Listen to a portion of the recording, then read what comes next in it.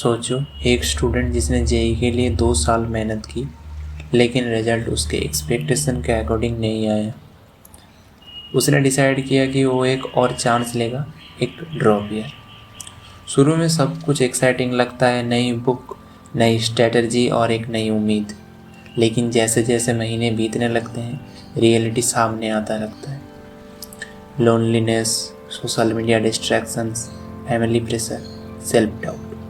आज की इस वीडियो में हम बात करेंगे एक जेई ड्रॉपर के असली रियलिटी के बारे में, जो हर कोई एक्सपीरियंस करता है लेकिन बहुत कम लोग ओपनली डिस्कस करते हैं। मैं इस वीडियो को 4 पार्ट में डिवाइड कर रहा हूँ। तो पहले पार्ट में बताऊँगा मेरा ड्रॉप ईयर का एक्सपीरियंस के बारे में। दूसरे पार्ट में बताऊँगा ड्रॉप ईयर क्यों अच्छा साबित हो सकता है। तीसरे पार्ट में कौन सा बड़े बड़े मिस्टेक्स हैं एक स्टूडेंट करता है ड्रॉप ईयर में। एंड फोर्थ पार्ट में बताऊँगा कि ड्रॉप ईयर क्यों बुरा साबित हो सकता है। एंड लास्ट में फाइनल एडवाइस भी दूँगा। तो वीडियो को एंड तक ज़रूर देखना। तो फर्स्ट ऑफ ऑल स्टार्ट करते हैं मेरे ड्रॉप ईयर के एक्सपीरियंस के साथ। ड्रॉप ईयर के शुरू में लगता था कि बस 1 साल और, 1 साल अच्छे से पढ़ लूँगा, जेई में अच्छा स्कोर ले आऊँगा और बहुत इजीली एक अच्छा कॉलेज में एडमिशन मिल जाएगा। फिजिक्स ऑलमोस्ट कंप्लीट था, केमिस्ट्री सिर्फ कुछ चैप्टर्स बाकी थे और मैथ्स भी बोर्ड्स लेवल तक ऑलमोस्ट कंप्लीट था। मुझे लगता था कि सब कुछ मेरे कंट्रोल में है, लेकिन फिर रियलिटी ने धीरे धीरे अपना असली चेहरा दिखाना शुरू किया। ये वो 3 चीज़ें हैं जिनके बारे में कोई डिटेल्स में बात नहीं करता: frustration, irritation and loneliness.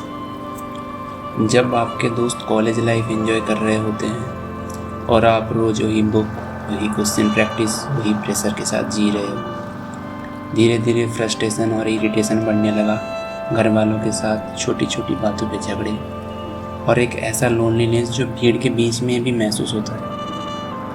Social media मेरे लिए बड़ा ट्रैप नहीं था। मैं इस मामले में काफ़ी केयरफुल था और सच कहूँ तो मुझ पर कोई फैमिली प्रेशर भी नहीं था। मेरे फैमिली काफ़ी सपोर्टिव है इस बारे में, इसलिए जब तक सिलेबस कंप्लीट कर रहा था तब तक सब कुछ सही चल रहा था। मेंटल पीस भी मेंटेन था एंड कॉन्फिडेंस भी था।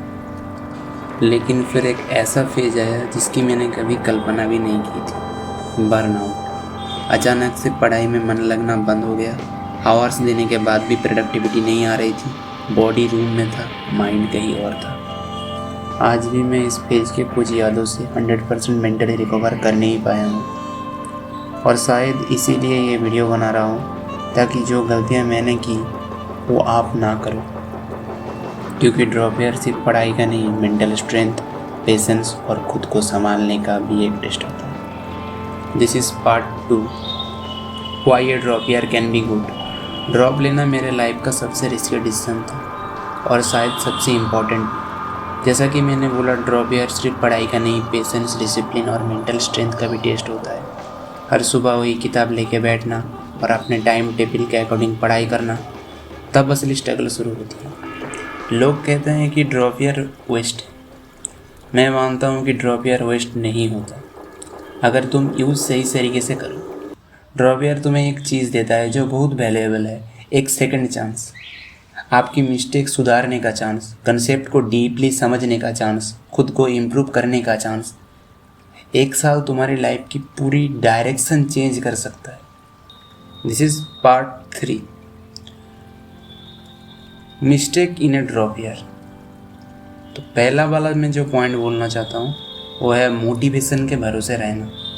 ड्रॉप ईयर के स्टार्ट में सब मोटिवेटेड होते हैं, नया टाइम टेबल, नई बुक, नया गोल।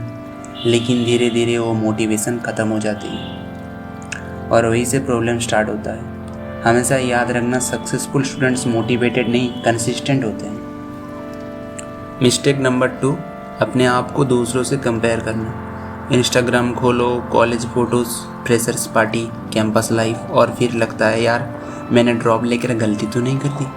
लेकिन मैं एक बात समझ चुका हूँ, कंपैरिजन फोकस को डिस्ट्रॉय कर देता है। जब तुम दूसरों की जर्नी देखते हो तुम खुद की जर्नी को भूल जाते हो। Mistake number 3, too many resources.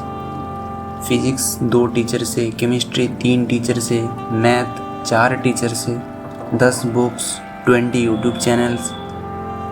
ऐसे रिजल्ट नहीं आता है। कन्फ्यूज़न बढ़ता है। मैंने सीखा है कि जेई में सिलेक्शन ज़्यादा रिसोर्सेज से नहीं, ज़्यादा रिवीजन से होता है।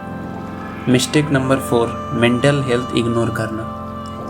बहुत स्टूडेंट्स 10-12 घंटे पढ़ते हैं लेकिन अपने माइंड को रेस्ट नहीं देते। बर्नआउट हो जाता है, स्ट्रेस बढ़ जाता है और प्रोडक्टिविटी गिर जाता है। मैंने सीखा है कि हेल्दी माइंड के बिना लॉन्ग टर्म प्रिपरेशन इम्पॉसिबल है।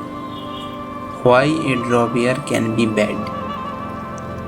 हर ड्रॉपर सक्सेसफुल नहीं होता और इसकी वजह इंटेलिजेंस नहीं होता। ड्रॉप ईयर की सबसे बड़ी प्रॉब्लम है कि तुम्हारे पास बहुत ज़्यादा फ्रीडम होता है। कोई स्कूल नहीं, कोई अटेंडेंस नहीं, कोई टीचर रोज चेक करने वाला नहीं और धीरे धीरे प्रोक्रेस्टिनेशन शुरू हो जाता है। पहले एक दिन वेस्ट होता है, फिर एक वीक और पता नहीं चलता 1 महीने निकल जाते हैं। सो एट लास्ट मैं ये बोलना चाहता हूँ, मेरी सबसे बड़ी लर्निंग ये थी, सक्सेस इंटेलिजेंस से नहीं आता है। सक्सेस उन दिनों में डिसाइड होता है जब तुम्हारा पढ़ने का बिल्कुल मन नहीं था, फिर भी तुम पढ़ने बैठे। वही दिन तुम्हें बाकी लोगों से अलग बनाता है। अगर तुम एक ड्रॉपर हो तो एक बात याद रखना, ड्रॉप ईयर पनिशमेंट नहीं है, ये एक अपॉर्चुनिटी है, ये एक चांस है अपने आप को प्रूव करने का। हो सकता है आज तुम स्ट्रगल कर रहे हो सकता है रिजल्ट तुम्हारे फेवर में ना हो, लेकिन अगर तुम कंसिस्टेंट रहे तो 1 साल बाद तुम्हारी लाइफ कम्प्लीटली डिफरेंट हो सकती है। एक खराब रिजल्ट तुम्हारा फ्यूचर नहीं डिसाइड कर सकता, लेकिन 1 साल की मेहनत, 1 साल का डिसिप्लिन ज़रूर कर सकता है।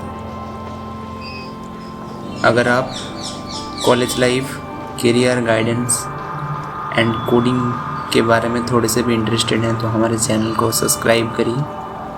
तब तक के लिए stay consistent, dream big, work hard, good bye.